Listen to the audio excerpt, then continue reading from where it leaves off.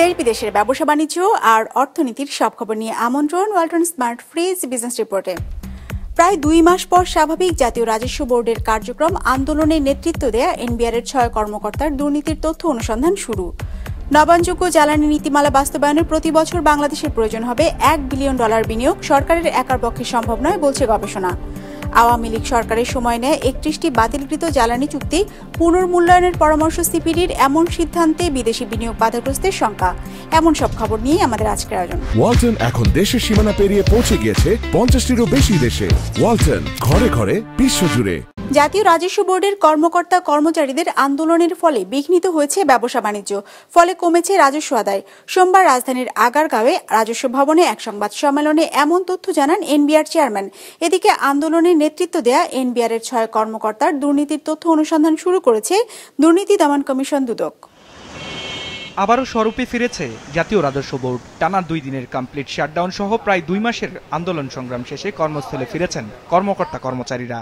সেবাগ্রহীতাদের ভিড়ে কর্মচাঞ্চল্য ফিরে পেয়েছে সংস্থাটি। কর্মকর্তা কর্মচারীদের উপস্থিতি স্বাভাবিক এবং সবাই আসছেন। 3 দিন এসে চলে গেছি। এখন গতকালকে শুনলাম যে ওনারা প্রত্যাহার করছে, এই জন্য আজকে আসছি। আমাদের দাপ্তরিক কাজসমূহ সরকার নির্দেশনা মোতাবেক শুরু হয়েছে। আমরা স্বতঃস্ফূর্তভাবে অফিস করতেছি, অফিস খুব ভালো লাগতেছে। আমাদের অফিসে যারা ছিলাম আমরা সবাই আন্দোলনের ভিতরে ছিলাম না আর কি। কোনো অপ্রীতিকর ঘটনা এড়াতে ভবনের আশেপাশে ও ভেতরে আইনশৃঙ্খলা বাহিনীর উপস্থিতি দেখা গেছে। এনবিআরের সার্বিক পরিস্থিতি সম্পর্কে জানাতে গণমাধ্যমের মুখোমুখি হন সংস্থাটির চেয়ারম্যান। আন্দোলনের কারণে রাজস্ব আদায় বাধাগ্রস্ত হয়েছে উল্লেখ করে তিনি জানান, এখন পর্যন্ত আদায় হয়েছে 3,60,922 কোটি টাকা। গেল অর্থ বছর একই সময় যা ছিল 3,82,000 কোটি টাকা। আমরা আশা করি যে গতবারের চেয়ে বেশি হবে, এটা নিশ্চিত। কিন্তু আমরা যেরকম আশা করেছিলাম হয়তো একটু তো হোঁচট খেয়েছে এই কয়দিনের কাজকর্মে। ব্যবসা বাণিজ্য যেমন বিঘ্নিত হয়েছে, একইভাবে আমাদের রাজস্ব আদায় কার্যক্রমে হোঁচট খেয়েছে। যা কিছু হয়েছে সবকিছু ভুলে গিয়ে দেশের স্বার্থে সব কর্মকর্তা কর্মচারীদের একযোগে কাজ করার আহ্বান জানান এনবিআর চেয়ারম্যান। যা কিছু হয়েছে এগুলো সবকিছু ভুলে গিয়ে আমাদের রাষ্ট্রীয় স্বার্থে, দেশের স্বার্থে আমরা সকল কাজ করব এবং আমাদের যে কাজগুলো আছে সেগুলোকে আমরা এগিয়ে নিয়ে যাব। এদিকে এনবিআর সংস্কার ঐক্য পরিষদের ব্যানারে আন্দোলনে নেতৃত্ব দেওয়া এনবিআরের 6 কর্মকর্তার দুর্নীতির তথ্য অনুসন্ধান শুরু করেছে দুর্নীতি দমন কমিশন। এনবিআরের কিছু কর্মকর্তার বিরুদ্ধে কর ও শুল্ক আদায়ের ক্ষেত্রে মোটা অঙ্কের ঘুষ নিয়ে কর ফাঁকির সুযোগ করে দিয়ে অবৈধ সম্পদ অর্জনের অভিযোগ রয়েছে। প্রথমত দুদক সম্পর্কে আমি কোনো উত্তর দেব না, ওদের আলাদা টার্মস অফ রেফারেন্স আছে, ওটা দরকার হলে আপনার আলাদাভাবে তাদেরকে জিজ্ঞেস করবেন। দুদকও আমাদের ব্যাপার না, দুদক দেখবে যদি ফ্যাক্ট থাকে সে করবে। আমি চাই যে ট্রান্সপারেন্সি, অ্যাকাউন্টেবিলিটি সে করে মানুষের সেবা করুক, সেটা হলে কোনো লোকের অসুবিধা হওয়ার কথা না। যারা করেছে এরকম কাজ সারা জীবন, তাদের কাজ দেখেছেন, কাউকে অসুবিধা হতে। যারা অনেক একটু বিচ্যুতি ঘটে তারাই কিন্তু জবাবদিহিতার এসে আসে একদিন না একদিন। স্থবিরতা কাটিয়ে জাতীয় রাজস্ব বোর্ডে আবারও কাজের গতি ফিরে আসায় সন্তুষ্টি প্রকাশ করে জাতীয় স্বার্থে ভবিষ্যতে এই ধরনের কার্যক্রম থেকে সবাইকে বিরত থাকার আহ্বান জানিয়েছেন অর্থ উপদেষ্টা। রায়হান শোভন, বিজনেস রিপোর্ট, মাছরাঙা টেলিভিশন। নতুন নবায়নযোগ্য জ্বালানি নীতিমালা বাস্তবায়নে বাংলাদেশে বছরে প্রায় $1 বিলিয়ন বিনিয়োগ প্রয়োজন হবে। এই বিপুল অর্থের চাহিদা শুধুমাত্র সরকারি অর্থায়নে পূরণ সম্ভব নয়, এজন্য প্রয়োজন বেসরকারি খাতে সক্রিয় অংশগ্রহণ। এমনটাই উঠে এসেছে বিদ্যুৎ ও জ্বালানি খাতের আন্তর্জাতিক গবেষণা সংস্থা Institute for Energy Economics and Financial অ্যানালাইসিসের এক প্রতিবেদনে। জায়েদ সেলিমের রিপোর্ট। চলতি মাসে সরকার সংশোধিত জ্বালানি নীতিমালা ঘোষণা করেছে। নতুন লক্ষ্য অনুযায়ী 2030 সালের মধ্যে দেশের মোট বিদ্যুৎ চাহিদার 20% এবং 2040 সালের মধ্যে 30% আসবে নবায়নযোগ্য উৎস থেকে। Institute for Energy Economics and financial analysis বলছে, এজন্য 2030 সালের মধ্যে প্রায় 5,851 মেগাওয়াট এবং 2040 সালের মধ্যে প্রায় 16,506 মেগাওয়াট বিদ্যুৎ নবায়নযোগ্য খাত থেকে যোগ করতে হবে। এই অবকাঠামো গড়ে তুলতে 2030 সাল পর্যন্ত প্রতি বছর প্রায় $1 বিলিয়ন এবং পরবর্তী দশকে বছরে $1.5 বিলিয়ন বিনিয়োগের প্রয়োজন হবে। সে হিসেবে 15 বছরে প্রয়োজন হবে বাংলাদেশি মুদ্রায় প্রায় $2.5 লাখ কোটি টাকা। এত বিপুল পরিমাণ অর্থায়ন শুধুমাত্র সরকারি খাত থেকে বিনিয়োগ করা সম্ভব নয়। এজন্য অবশ্যই আমাদের বেসরকারি খাত এবং বিদেশি বিনিয়োগের প্রয়োজন হবে। সম্প্রতি আমরা দেখতে পেয়েছি নবায়নযোগ্য জ্বালানির টেন্ডার করা হয়েছে, সেখানে বিদেশি বিনিয়োগকারীদের আমরা আকৃষ্ট করতে পারছি না। বিদেশি বিনিয়োগকে আকৃষ্ট করতে হলে একটি বিনিয়োগ বান্ধব পরিবেশ এবং নীতিমালা প্রয়োজন। তবে শুধু টাকা ঢেলেই হবে না, প্রয়োজন সরকারি নীতি সহায়তা, কর প্রণোদনা এবং প্রাতিষ্ঠানিক কাঠামোতে বড় পরিবর্তন, এমন মন্তব্য বেসরকারি গবেষণা সংস্থা সেন্টার ফর পলিসি ডায়ালগ সিপিডির এই গবেষণা পরিচালকের। বিদ্যুৎ এবং জ্বালানি মন্ত্রণালয়ের যতগুলো বিভাগ রয়েছে জ্বালানি এবং বিদ্যুৎ সংক্রান্ত, এর প্রত্যেকটি আসলে বড়ভাবে জীবাশ্ম জ্বালানিকে প্রমোট করছে। এরকম একটি প্রাতিষ্ঠানিক কাঠামোতে আপনি কোনোভাবেই নবায়নযোগ্য জ্বালানিকে মেইনস্ট্রিম জ্বালানি হিসেবে আনা সম্ভব না। 2008 সালের নীতিমালায় 2021 সালের মধ্যে নবায়নযোগ্য খাত থেকে 10% বিদ্যুৎ উৎপাদনের লক্ষ্য থাকলেও বাস্তবে তা 5%-এরও নিচে রয়ে গেছে। কাজেই শুধু কাগজে কলমে সীমাবদ্ধ না থেকে এই খাতে সঠিকভাবে দৃষ্টি দেওয়ার পরামর্শ এই দুই বিশেষজ্ঞের। আমাদের জমি অধিগ্রহণে যে সমস্যা, বিশেষ করে বড় প্রকল্পে জমির দুষ্প্রাপ্যতা এই নবায়নযোগ্য জ্বালানির সম্প্রসারণে বড় প্রতিবন্ধকতা হিসেবে কাজ করছে। এক্ষেত্রে বাংলাদেশ সরকার ভূমির একটা ম্যাপিং করে কোথায় পতিত জমি আছে সেই জমিগুলো যদি প্রাইভেট সেক্টরকে দিতে পারে, সেক্ষেত্রে প্রকল্প বাস্তবায়ন অত্যন্ত দ্রুত হতে পারে। নবায়নযোগ্য জ্বালানির অ্যাক্সেসকে সকলের কাছে সহজলভ্য করা এবং নবায়নযোগ্য জ্বালানিকে প্রমোট করার জন্য যে ধরনের স্মার্ট গ্রিড বা প্রাতিষ্ঠানিক অবকাঠামোগত সুবিধা দরকার, সেই অনুযায়ী বিনিয়োগগুলোকে প্রসার করা। নবায়নযোগ্য শক্তির প্রসার কেবল বাংলাদেশের পরিবেশগত লক্ষ্য নয়, এটি যেমন দেশকে কার্বন মুক্ত ভবিষ্যতের দিকে এগিয়ে নেবে, তেমনি তৈরি করবে বেসরকারি বিনিয়োগের বিশাল সম্ভাবনা। শর্ত একটাই, নীতিমালা আর বাস্তবায়নের সমন্বয় যত দ্রুত হবে তত দ্রুতই মিলবে এর সুফল। জাহিদ সেলিম, বিজনেস রিপোর্ট, মাছরাঙা টেলিভিশন। জ্বালানি খাতে আওয়ামী লীগ সরকারের আমলে নেয়া 31টি চুক্তি ঢালাওভাবে বাতিল না করে পুনর্মূল্যায়নের পরামর্শ দিয়েছে বেসরকারি গবেষণা সংস্থা Centre for Policy Dialogue CPD. সোমবার রাজধানীতে নবায়নযোগ্য জ্বালানি খাত নিয়ে আয়োজিত এক সেমিনারে এমন সুপারিশ করেছে সংস্থাটি। তাদের মতে এমন সিদ্ধান্তে ভুল বার্তা যাচ্ছে বিদেশিদের কাছে। দেশের বিদ্যুতের ঘাটতি পূরণে এশিয়া উন্নয়ন ব্যাংক, এডিবি, চীন, জাপান সহ 31টি প্রতিষ্ঠানকে নবায়নযোগ্য জ্বালানি উৎপাদন প্রকল্পের অনুমতি দেওয়া হয়েছিল বিগত সরকারের সময়। লক্ষ্য ছিল সেসব প্রকল্পের আওতায় ৩,২৮৭ মেগাওয়াট বিদ্যুৎ উৎপাদন করা। এজন্য 15টি প্রতিষ্ঠান $30 কোটি বিনিয়োগ করে। তবে অন্তর্বর্তী সরকার রাজনৈতিক বিবেচনায় নেওয়া হয়েছে বলে বাতিল করে প্রকল্পগুলো, যা বিপাকে ফেলেছে উদ্যোক্তাদের। As an investor, already we have done the investment, transfer the money to Bangladesh through proper channel. Already we bought the land, but we don't get any solution from the government about our investment. সিপিডির আলোচনায় জানানো হয়, দেশে নবায়নযোগ্য জ্বালানি খাতে বিদেশি প্রতিষ্ঠানগুলোর বিনিয়োগের 50%ই চীনের।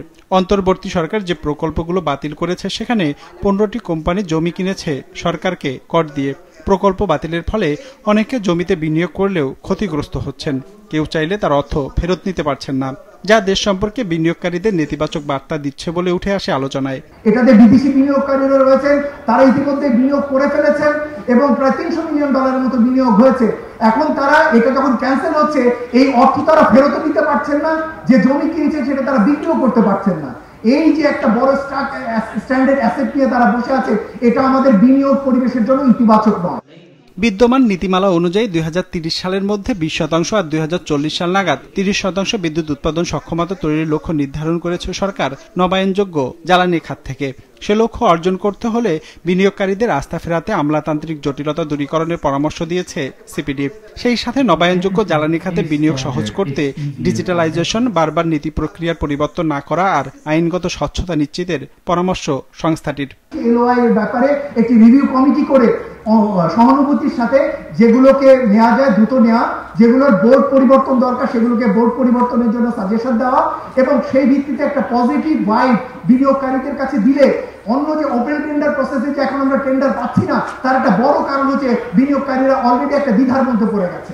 সুতরাং ওপেন টেন্ডার প্রসেসকেও যদি প্রমোট করতে হয়, তাহলে ওই এলওআই গুলোর একটা শান্তিপূর্ণ সমাধান প্রয়োজন। অন্তর্বর্তী সরকার যে এলওআই গুলি বাতিল করেছে, তারা প্রস্তাব করেছেন এগুলি রিভিউ করার জন্য। যে রিভিউর যদি সুযোগ থাকে, সরকার নিঃসন্দেহে সেই সুযোগ নেবেন এবং যেগুলি উপযুক্ত সেগুলি রিভিউ হয়তো করবেন। সিপিডি জানায় বাতিল করা প্রকল্পগুলোর অসঙ্গতি বা দুর্নীতি খুঁজে বের করতে একটি কমিটি গঠন করেছে সরকার। তবে সেই কমিটির কার্যক্রম এখনো আলোর মুখ দেখেনি। রঞ্জিবুল মিজান, বিজনেস রিপোর্ট, মাছরাঙা টেলিভিশন। ওয়ালটন এখন দেশের সীমানা পেরিয়ে পৌঁছে গিয়েছে 50টিরও বেশি দেশে। ওয়ালটন, ঘরে ঘরে বিশ্বজুড়ে। অনলাইনে মিলছে নাগরিক ও চারিত্রিক সনদ, ওয়ারিশ প্রত্যয়ন সহ 14 ধরনের সার্টিফিকেট, হোল্ডিং ট্যাক্স, পানির বিল সহ অন্যান্য সেবা মূল্য পরিশোধ করা যাচ্ছে একই পদ্ধতিতে। গোপালগঞ্জের টুঙ্গিপাড়া পৌরসভায় এই অনলাইন সেবা চালু হওয়ায় একদিকে যেমন জটিলতা ও ভোগান্তি কমেছে, তেমনি বন্ধ হয়েছে নানা ধরনের দুর্নীতি ও প্রতারণা। গোপালগঞ্জ প্রতিনিধি সাবেদ আহমেদের পাঠানো তথ্য ও ছবিতে ডেস্ক রিপোর্ট। গোপালগঞ্জের টুঙ্গিপাড়া পৌরসভার ওয়েবসাইটে গিয়ে চাহিদামতো ফি ও কাগজপত্র জমা দিলেই মিলছে ট্রেড লাইসেন্স, করা যাচ্ছে লাইসেন্স নবায়ন। হোল্ডিং ট্যাক্স, পানির বিল সহ অন্যান্য বিভিন্ন সেবা মূল্য পরিশোধ করা যাচ্ছে একই পদ্ধতিতে। আগে এসব সেবা নিতে 10 থেকে 15 দিন সময় লাগত, ভোগান্তি ও প্রতারণার শিকারও হতো অনেকে। আর এখন নাগরিক সনদ, চারিত্রিক সনদ, ওয়ারিশ প্রত্যয়ন সহ 14 প্রকারের সার্টিফিকেট মিলছে অনলাইনে। বাড়িতে বসে স্মার্টফোনের মাধ্যমে সব ধরনের সেবা পেয়ে খুশি বাসিন্দারা। আমরা যে ট্রেড লাইসেন্স গুলো পাচ্ছি অনলাইনের মাধ্যমে অতি সহজে আমরা লাইসেন্সটা হাতে পাচ্ছি এবং আমাদের অনেক সময় বেঁচে যাচ্ছে। আগে সময় লাগতো আর কি, দিত ট্রেড লাইসেন্স দিত, সময় নিত আর কি, 2 দিন 3 দিন 4 দিন সময় নিত। কিন্তু বর্তমান যে সেবাটা পাইছি, ওই যেদিনকে আসছিলাম নিতে ওদিনকে ও ট্রেড লাইসেন্স আমাকে করে দিয়ে দিছে। পৌরসভার থেকে ট্রেড লাইসেন্সটা পেয়েছি, এটা কিউআর কোড সম্মিলিত, এটা পেয়ে আমরা খুব খুশি। আগামীতে এটার জন্য আমাদের আর পৌরসভায় যেতে হবে না। নাগরিক সেবা লাভে সাধারণের ভোগান্তি দূর হওয়ার পাশাপাশি দুর্নীতি প্রতিরোধেও এটি কার্যকরী ভূমিকা রাখছে। একটা পৌরসভায় যত প্রকারের সেবা আছে, আমরা চাচ্ছি কোনো সেবাই মানে কোনো কিছুই, কোনো একটা চিঠিও মানে অ্যানালগ ভাবে আর কি আপনাকে যাবে না, সবই এটার মাধ্যমে আপনাকে যাবে আর কি। জন্ম মৃত্যু নিবন্ধন থেকে শুরু করে আমরা জানি যে অনলাইনে যে সেবাগুলো একটি স্থানীয় সরকার প্রতিষ্ঠান দেওয়ার সক্ষমতা রাখে, টুঙ্গিপাড়া পৌরসভা সেটি দেওয়ার ক্ষেত্রে সর্বোচ্চ আন্তরিকতা এবং প্রায়োগিক বাস্তবতার নিরিখে তারা হাতে কলমে সাধারণ নাগরিককে সেবা দিয়ে যাচ্ছে। টুঙ্গিপাড়া পৌরসভা গত 3 বছর অ্যানালগ পদ্ধতিতে ট্রেড লাইসেন্স বাবদ আদায় করেছে 15,39,250 টাকা। আর অনলাইন সেবা চালুর পর গেল 6 মাসে আদায় হয়েছে 7,86,700 টাকা। বিজনেস রিপোর্ট, মাছরাঙা টেলিভিশন।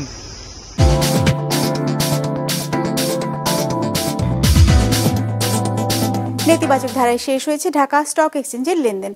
সার্বিক সূচক ডিএসসি এক্স 1 পয়েন্ট কমে দাঁড়িয়েছে 4,838-এ। বেচা কেনা হয়েছে 464 কোটি টাকার। লেনদেনে অংশ নেওয়া প্রতিষ্ঠানগুলোর মধ্যে দর বেড়েছে 130টির, কমেছে 205টির, আর অপরিবর্তিত আছে 65টির দর। এবার বাজারে বিশ্লেষণ শুনবো ইনভেস্ট ইট অ্যাসেট ম্যানেজমেন্ট লিমিটেডের। আজ দর বৃদ্ধির বিপরীতে দর হ্রাসের কোম্পানির সংখ্যা প্রায় 1.5 গুণের মতো হওয়া সত্ত্বেও মার্কেটে ওটার রিফ্লেকশনটা আমরা আজকে ওভাবে দেখতে পাই না। এর অন্যতম কারণ হচ্ছে one of the largest market cap company Islami bank আজ প্রায় 10% মতো বৃদ্ধি পেয়েছে। আজ মার্কেট টার্নওভার কমেছে 6% মতো গত কার্যদিবসের তুলনায়। আজ টার্নওভারের দিক থেকে ব্যাংকিং সেক্টর শীর্ষস্থানে ছিল, এর পরেই ছিল food and allied sector and pharmaceutical sector. Agni system আজ টার্নওভারের দিক থেকে শীর্ষ শেয়ার ছিল। আজ সর্বোচ্চ দর বৃদ্ধি পেয়েছে মেঘনা পেট ইন্ডাস্ট্রিজ, যেখানে সর্বোচ্চ দর হ্রাস পেয়েছে বাংলাদেশ ইন্ডাস্ট্রিয়াল ফিন লিমিটেড। কৃত্রিম বুদ্ধিমত্তা বা এআই চালিত মানবাকৃতির রোবট শিল্পে এক নতুন দিগন্ত উন্মোচন করেছে চীন। প্রযুক্তির অগ্রগতির এই সময় চীনা স্টার্টআপগুলো 4 পা বিশিষ্ট এবং হিউম্যানয়েড রোবটে অভাবনীয় সাফল্য লাভ করেছে। চীনা সরকারের নীতি সহায়তা, এআই এর দ্রুত বিকাশ ও রোবটের সাশ্রয়ী দাম এই সাফল্যের কারণ বলছেন বিশেষজ্ঞরা। ডেস্ক রিপোর্টে বিস্তারিত। বিশ্বজুড়ে রোবোটিক্স শিল্পে ভিন্ন মাত্রার প্রতিযোগিতা শুরু হয়েছে, যার কেন্দ্রে রয়েছে চীন। কৃত্রিম বুদ্ধিমত্তা বা এআই এর দ্রুত অগ্রগতি, সরকারের সহায়তা এবং উন্নত উৎপাদন পরিকাঠামোর কারণে চীনা রোবট স্টার্টআপগুলো অভূতপূর্ব সাফল্য অর্জন করছে। রোবোটিক্স শিল্পে চীনের এই বিপ্লবের কেন্দ্রবিন্দুতে রয়েছে বেশ কিছু প্রতিষ্ঠান, যাদের মধ্যে অন্যতম ইউনিট্রি রোবোটিক্স। 2016 সালে প্রতিষ্ঠিত ইউনিট্রি বর্তমানে $1 বিলিয়ন বেশি মূল্যের একটি ইউনিকর্ন কোম্পানিতে পরিণত হয়েছে। বিশেষ করে 2020 সাল থেকে তারা লাভজনকভাবে ব্যবসা পরিচালনা করছে। ইউনিট্রি মূলত তাদের 4 পা বিশিষ্ট এবং মানবাকৃতির রোবটের জন্য বিশ্বজুড়ে পরিচিত। কোম্পানিটিতে বিনিয়োগ করেছে টেনসেন্ট, আলিবাবা এবং অ্যান্ড গ্রুপের মতো বড় প্রযুক্তি সংস্থাগুলো। কৃষি ও শিল্পের ক্ষেত্রে কম দামের রোবট সরবরাহ করাই তাদের এই সাফল্যের মূল চাবিকাঠি বলছেন বিশেষজ্ঞরা। রোবোটিক্সে আরেকটি আলোচিত প্রতিষ্ঠানের নাম ইউবিটেক।